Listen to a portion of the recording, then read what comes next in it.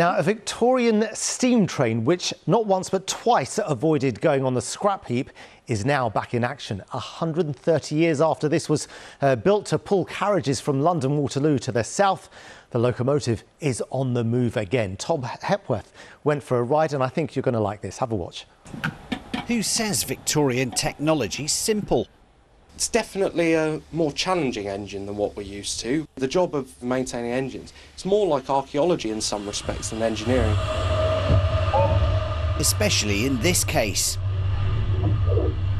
Number 563 hasn't moved under its own steam in 75 years. There is no one alive today who worked on this Victorian masterpiece, and that's made its 6-year restoration tricky, including getting the colour of the paint right. On the drawing for the colour of this engine, it states not BS numbers for what the colours are, it's statements like green like freshly cut grass on a summer's day. You'd have occasions where the works manager at Nine Elms would say, this is the colour I want matched up by his workshop staff.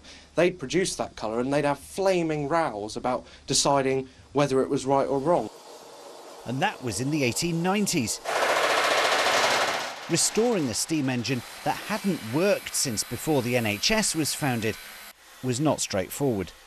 Doing it through COVID and a cost of living crisis was nothing short of miraculous. But 563 is a survivor. It was due to be scrapped in the 1930s, but the outbreak of the Second World War saved it, and it was pressed into service, already a veteran. It pulled its last train in 1945 and was due to be scrapped. But it was saved again, this time for Waterloo Station's centenary celebrations, and then it was added to the National Collection as a museum exhibit.